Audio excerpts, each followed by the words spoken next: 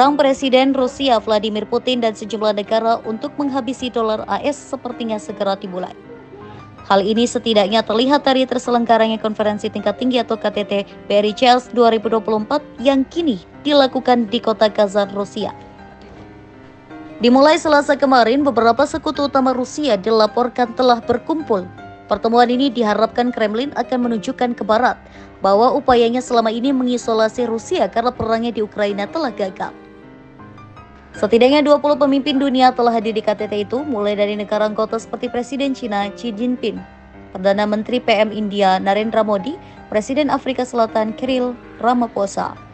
Ada pula Presiden Uni Emirat Arab atau UAE Muhammad bin Zayed Al Nahyan, Presiden Iran Masoud Pezeshkian, Presiden Mesir Abdel Fattah El-Sisi, dan PM Ethiopia Abiy Ahmed.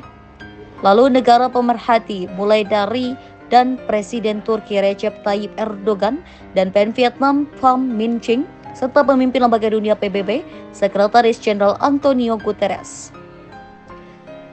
Sejak Rusia melancarkan invasi besar-besaran ke Ukraina pada Februari 2022, negara itu dan pemimpinnya menjadi terisolasi.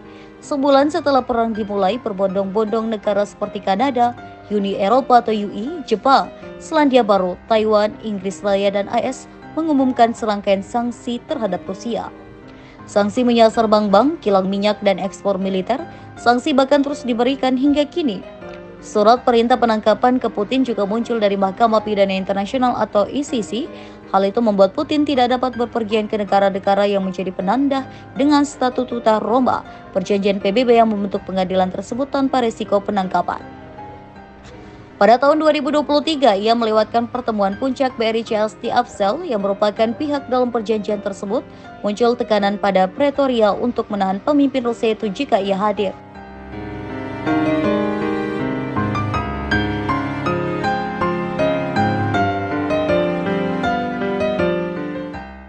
Perlu diketahui BRI CIS sendiri memiliki anggota tetap Brazil, Rusia, India, China, dan Afrika Selatan sejak 2009. Di 2023 anggotanya bertambah dengan masuknya Mesir, Ethiopia, Iran, Arab Saudi, dan UAE. Kelompok BRI CIS yang diperluas sekarang mewakili sekitar 45% populasi dunia dan 25% produk domestik bruto atau PDB global. Dalam ramalan IMF, BRI CIS bisa mengalahkan G20, kurangi dolar, dan hempaskan SWIFT. Mengutip Al Jazeera, pertemuan yang akan dilakukan hingga Kamis itu intinya adalah merujuk pada kekecewaan sejumlah negara atas lembaga tata kelola global yang dipimpin Barat, terutama dalam hal ekonomi. Sanksi yang dijatuhkan ke Rusia setelah serangan ke Ukraina di 2022 telah membuat banyak negara di dunia selatan khawatir bahwa Amerika Serikat, AS, dan sekutu dapat mempersenjatai alat keuangan global untuk melawan mereka.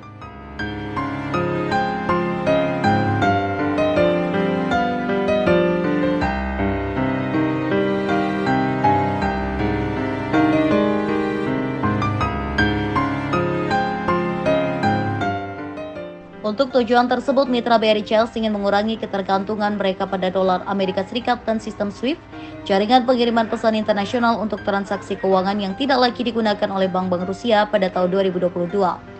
Sejak 2023, sebenarnya muncul usulan mata uang BRI CIS untuk perdagangan. Meski begitu, kini trennya mengarah ke penggunaan mata uang nasional masing-masing negara untuk perdagangan bilateral guna melindungi mereka dari fluktuasi mata uang dan mengurangi ketergantungan mereka pada dolar.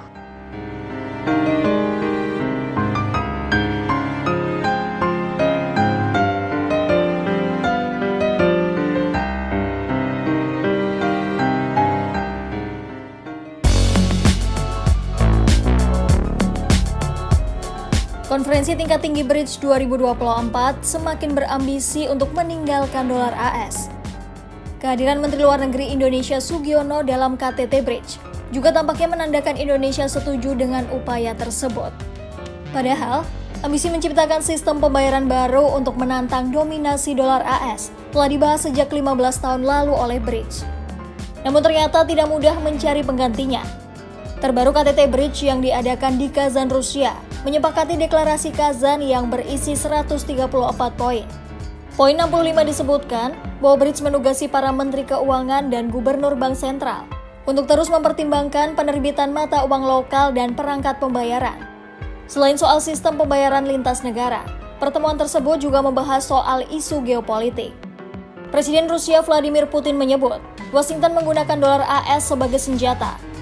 Putin menegaskan, bukan mereka yang menolak menggunakan dolar AS, namun mereka yang tidak mengizinkan sebagian negara untuk memakai dolar AS. Banyak kalangan dan badan usaha Rusia, serta berbagai negara lain telah dilarang mengakses sistem clearing dolar AS. Larangan itu membuat orang dan badan usaha Rusia serta berbagai negara tidak bisa bertransaksi dalam dolar AS. Amerika Serikat dan sekutunya juga melarang Rusia dan sejumlah negara mengakses SWIFT. Selain itu, AS dan sekutunya juga menyita berbagai rekening dan aset dalam dolar AS yang dimiliki orang dan badan usaha Rusia serta sejumlah negara lain. Larangan penggunaan dolar AS tersebut merupakan salah satu sanksi yang sering digunakan AS kepada negara lain. Oleh karena itu, banyak negara mendukung gagasan untuk meninggalkan dolar AS dan SWIFT dan beralih ke mata uang lainnya.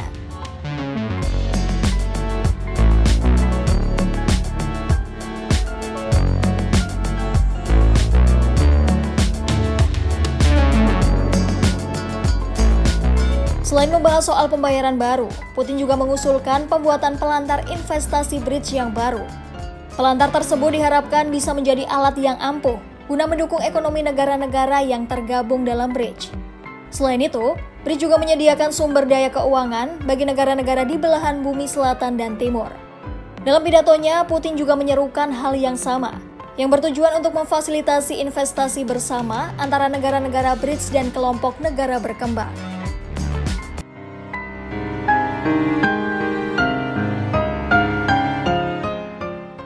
Sistem pembayaran baru sampai politik gandum. Melansir The Economist, Rusia memang tengah berusaha meyakinkan negara-negara Barichels untuk membangun platform alternatif guna pembayaran internasional yang kebal terhadap sanksi Barat. Dalam pernyataan bulan lalu, Menteri Luar Negeri Rusia Sergei Lavrov menekankan pentingnya platform pembayaran baru karena semua orang memahami bahwa siapapun dapat menghadapi sanksi dari kami atau sanksi Barat. Secara rinci, sistem yang disebut Rusia Jembatan Barichels ini akan dibangun dalam waktu 1 tahun. Ini akan memungkinkan negara-negara untuk melakukan penyelesaian lintas batas menggunakan platform digital yang dijalankan oleh bank sentral mereka. Sistem ini mungkin meminjam konsep dari proyek lain yang disebut M-Bridge yang dijalankan Bank for International Settlement atau BIS, lembaga keuangan internasional yang dimiliki oleh bank-bank sentral dunia untuk kerjasama moneter dan keuangan internasional, serta berfungsi sebagai bank bagi bank sentral. Rencana Barichels dapat memberikan transaksi yang lebih mudah dan lebih cepat dengan sasaran negara berkembang. Mengutip Reuters, konsep sistem pembayaran baru ini sebenarnya terlihat dalam sebuah dokumen yang disiapkan oleh Kementerian Keuangan dan Bank Sentral Rusia atau Central Bank of the Russian Federation yang dibagikan kepada wartawan menjelang KTT Barichels. Inti usulan Rusia adalah proposal untuk sistem pembayaran baru berdasarkan jaringan bank komersial yang saling terhubung melalui bank sentral Barichels. Sistem ini akan menggunakan teknologi blockchain untuk menyimpan dan mentransfer token digital yang didukung oleh mata uang nasional. Hal ini pada gilirannya akan memungkinkan mata uang tersebut dipertukarkan dengan mudah dan aman melewati kebutuhan akan transaksi dolar.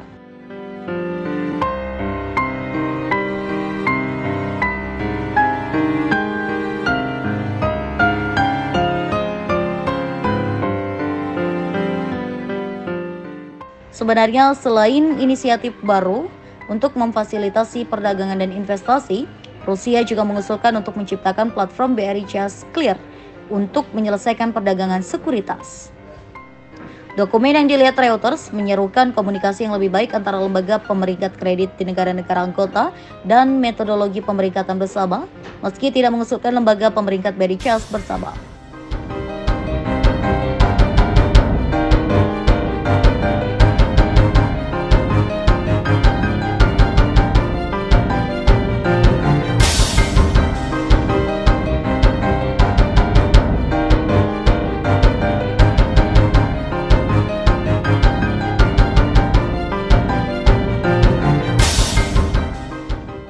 Rusia juga mendesak pembentukan bursa perdagangan gandum Barichels yang didukung oleh lembaga penetapan harga. Hal ini untuk menciptakan alternatif bagi bursa barat tempat harga internasional untuk komoditas pertanian ditetapkan. Republik Indonesia bakal bergabung. Kedepan, Barichels diyakini bakal ekspansi membujuk negara-negara berkembang bergabung, tak terkecuali Republik Indonesia dan negara tetangga. Di 11 Juni lalu, ketertarikan bergabung diungkap Thailand Setelahnya, keinginan bergabung juga disebutkan Malaysia beberapa hari kemudian setelah pertemuan antara masing-masing PM digelar. Yang paling mengejutkan adalah Turki. Sekutu A di NATO itu juga secara resmi meminta untuk bergabung dengan BRICS pada bulan September lalu.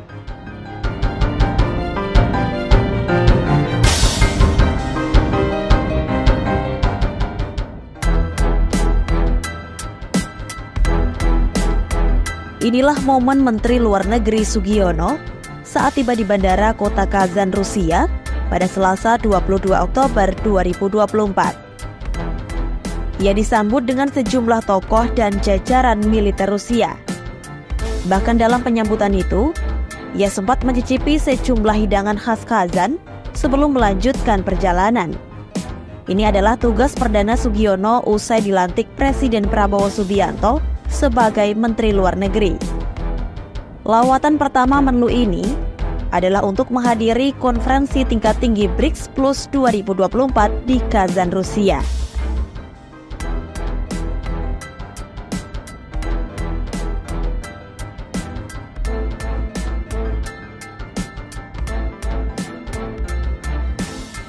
Kehadiran Sugiono ini bertujuan untuk memperlihatkan komitmen Indonesia untuk terus berperan aktif dalam forum-forum internasional. Kunjungannya itu sekaligus untuk memperkuat hubungan dengan seluruh negara, termasuk anggota BRICS. Kemenlu menyebut dalam forum itu Indonesia akan menyuarakan pesan perdamaian dan menyerukan pentingnya persatuan negara-negara berkembang. Selain itu, Indonesia juga akan menyerukan pentingnya negara-negara meningkatkan solidaritas untuk menciptakan tatanan dunia yang lebih inklusif, adil, dan setara. KTT BRICS merupakan forum kerjasama yang dibentuk Brazil, Rusia, India, RRT, dan Afrika Selatan untuk membahas isu global. Kini, anggota forum tersebut ada 9 negara, dengan tambahan Uni Emirat Arab, Iran, Mesir, dan Ethiopia. Dalam KTT kali ini, Presiden Rusia Vladimir Putin turut mengundang negara non-anggota BRICS, salah satunya Indonesia. Khusus Indonesia sendiri, rumor akan bergabung dengan BRICS sempat beredar kencang di masa pemerintahan Presiden Joko Widodo atau Jokowi. Keputusan bergabung atau tidak kini berada di pemerintahan Presiden Prabowo Subianto. Mengutip Wakil Menlu Republik Indonesia Arif Hafaz Ekroseno, Menteri Luar Negeri Sugiono akan menghadiri konferensi BRICS yang kini digelar. Prabowo seyogianya diundang namun berhalangan karena transisi pemerintahan baru.